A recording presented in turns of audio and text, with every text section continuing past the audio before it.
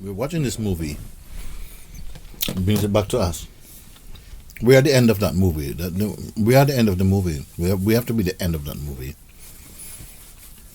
Meaning, it comes back to us. We can use little things like this, little reflection inside the self. That all of this thing, I mean, it's not the truth. It's just sort of like all movies. They do research. They go to India or they go to Africa. They go wherever it is. They research things, but only understand them according to the present limitation of their own mind. And then they use these things, knowing that the overwhelming majority of human beings are stupid for these things. They don't know nothing about it, actually. Even the people who are in so-called spiritual research don't have direct experience. They have belief, but they don't have direct experience.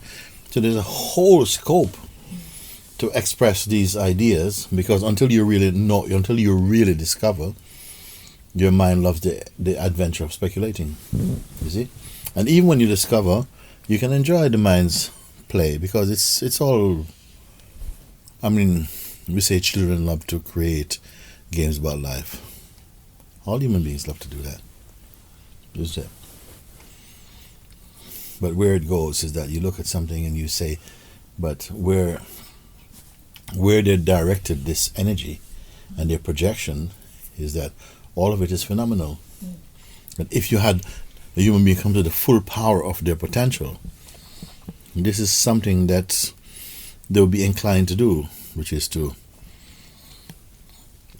come to the height of the human potential in terms of their projection, the highest business person, to meet all the most beautiful, sort of sexual partners or whatever it is, or to have all the money you can get and to go where you want, or to be a very, very stimulating person as somebody to sit and talk to, the most great socialite you can find, or whatever it is, to be famous, to be admired and stuff. It's all phenomenal thing. So,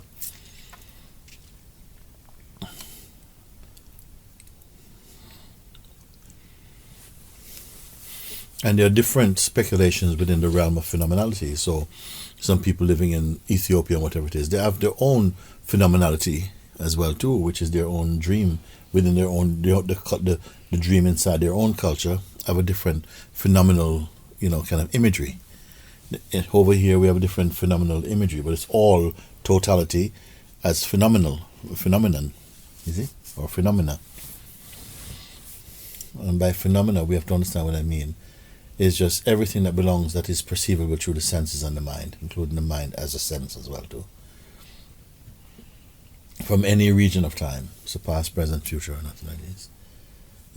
Everything that is perceivable, cognizable, recognizable through the mind, every sensation, every feeling, every image, every story, everything, including visions and imagination, fantasy, actualities, the power of memory, of intellect, to speculate, and to whatever it is, that are called phenomena. Outside of the reference of phenomena, we don't know what to speak about. You see? Now, the truth does not have to come out of phenomenality to be truth. You see? Understand? Truth doesn't have to escape from phenomenality, because phenomenality has its source in the truth. You see? What actually happens is that when the truth is known, all that is phenomenal becomes an expression of the nominal. All that is phenomenally present now, because a thing cannot be phenomenal. Who decide that it is phenomenal? Phenomenality only can be determined through perception. You see? Otherwise, if something is not perceived, why is it phenomenal or nominal? Why is it, duality or non-duality? You see, these are concepts within phenomenality also.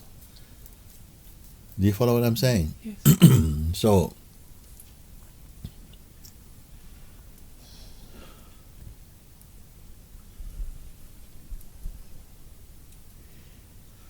I mean, obviously, our common ground of experiences is in phenomenality, meaning that we perceive a world of other beings with different languages, and we speak and communicate, and we learn and reflect different things in each other and so on. But only within the dream of phenomenality, which is based upon consciousness in the first place, creating somehow a body in order to experience through, or it's the supreme consciousness does this, because the individual consciousness does not have an existence. It is still under the supreme power of the supreme consciousness. So you can say Ishvara or Brahman creates all these vessels and then breathe life into them, the life force, which enables them to function biologically as instruments of perception and movement and interacting and so on. Infuse again the seed of consciousness in order to create the sense of the word, or names and forms and time and so on, the basic creative substance for the world in order to function, to be perceived and like this, no? And the mind in order to interpret the world, because all we are doing is interpreting and projecting based upon who we think we are. So it's just interpret. So all of it I call phenomenality, like that, no? Is there anything outside or beyond or above phenomenality? This is the question. See? What it means, that if there's nothing above phenomenality, it means that the world starts in phenomenality and ends in phenomenality.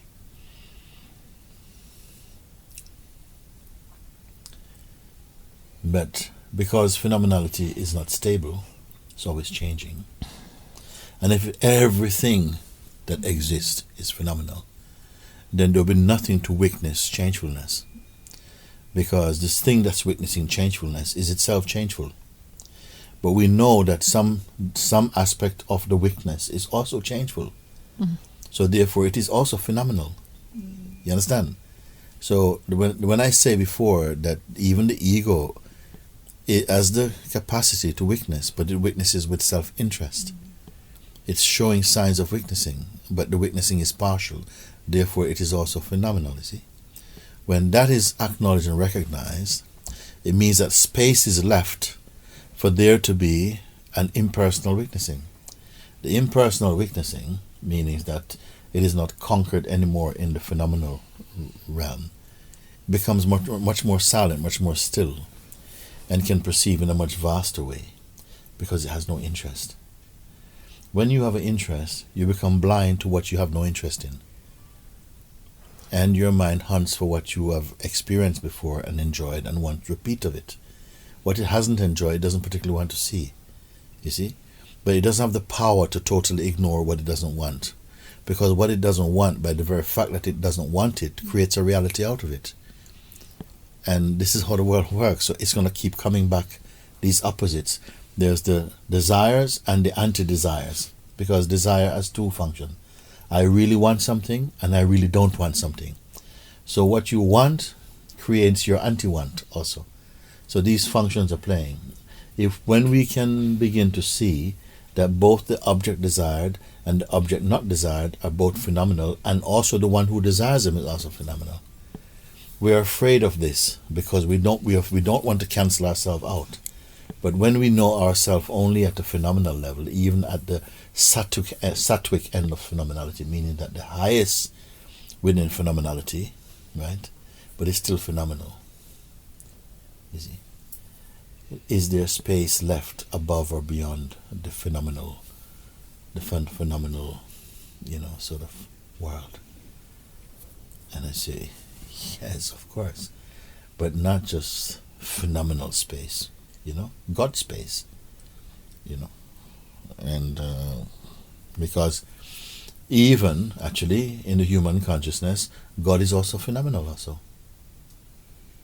The God that human beings know is also phenomenal. The God is the total creative principle, but we only know God as creative. You understand? And the power must be beyond also just creativity, because what is creativity functioning? You see? And human beings, it says that God made man in God's own image. But man also made God in man's image also. Meaning we give, just like we have a tendency to want to make everything like ourselves. This is why we make cartoons and you have animals and stuff that speak English and behave like people. Because we haven't got the capacity as yet to understand them as they really are, except some very few people. You know, we always interfere, we always interpret, we always project.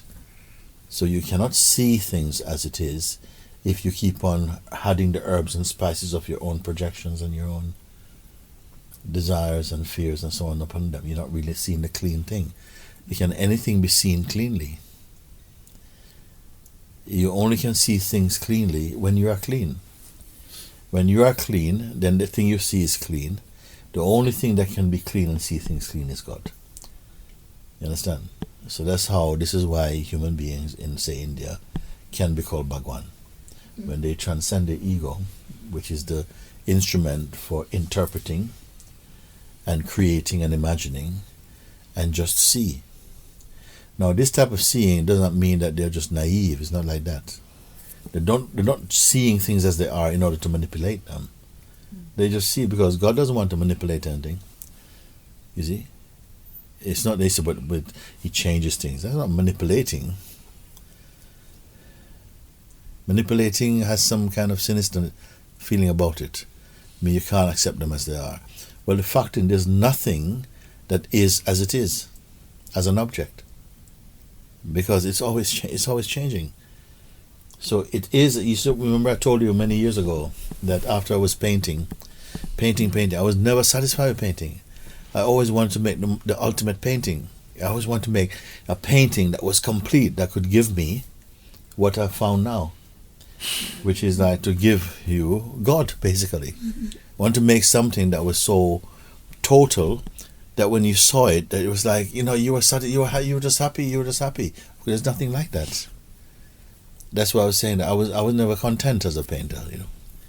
I always want to paint something, but I dreamt once that I'd made up the ultimate painting, but it was always changing, because something new, the ultimate painting, cannot be fixed. It just cannot be fixed. And if it's a painting that's moving, it's not really called a painting, really. So there is something already in a subconscious level that is searching for this thing. And some people are searching, they're not conscious of it, through their own expression to try and find the truth.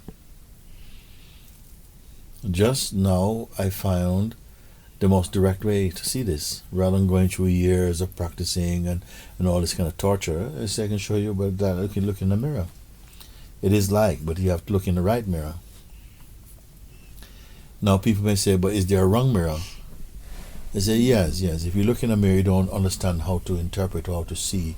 You don't understand what you're seeing, because you don't understand who you are, the one who's looking in the mirror. Then what you will see is only a phenomenal reflection. But when we talk about seeing each one reflecting reflecting ourselves, it's not just a phenomenal reflection. It's a reflection of our spirit. The reflection, really, the truest reflection is a reflection of your own being. Meaning that when you meet someone like, you're attracted to them. You're attracted to them because first attraction is when you see someone who truly reflects, whose presence reflects you. If it first reflects only your bad habits, it's still helping you, reflecting something that you need to look at, something maybe. Then we don't like that person. You want someone to reflect your good habits. And then you're still not the highest yet. When there's one who reflects you beyond habit, your pure being, then naturally you want to merge with this one. You want to be with that one, isn't it? Because the others are only sort of like relative things. This phenomenality, you see, it is the most, the non-phenomenal thing is the most difficult, not because it's difficult, but because we are so much dependent upon and somehow encapsulated into finiteness. We love things to hold their shape and to be reliable as a shape, including relationships. We're afraid of them changing. Because what we do with a relationship, you start to take lots of photographs that you want to keep. You want to keep looking at those photographs in a living way. You try and find the things that's there that you want, and you try and you memorize them to try and keep it like this, like it's a living thing.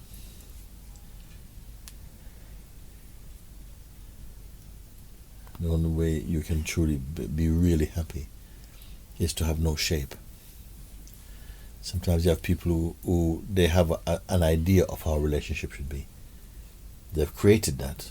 God didn't give them that. They create that.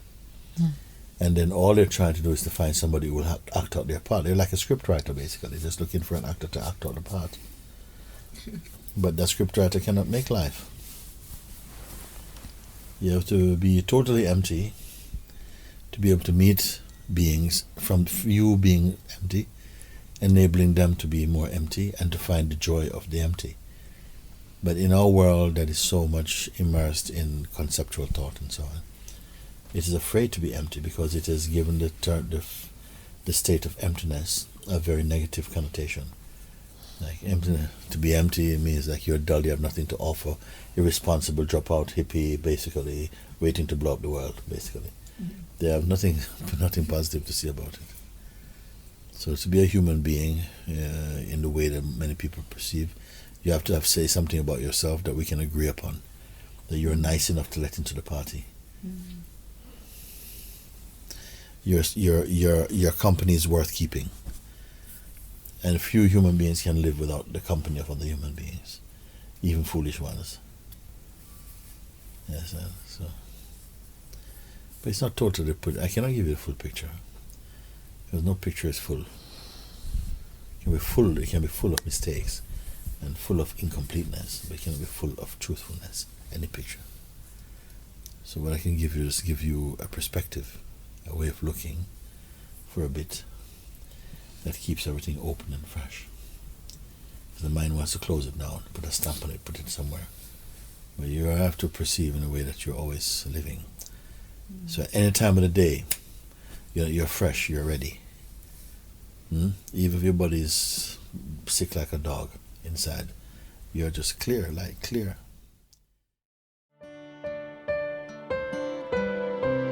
Du är min ledstjärna och vän. Du är min tro, mitt hopp, min kärlek.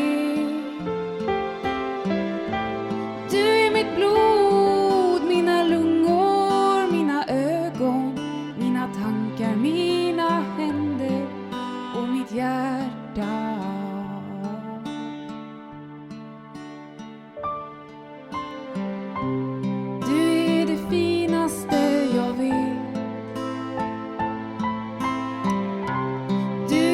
Dyraste i världen. Du är som himmel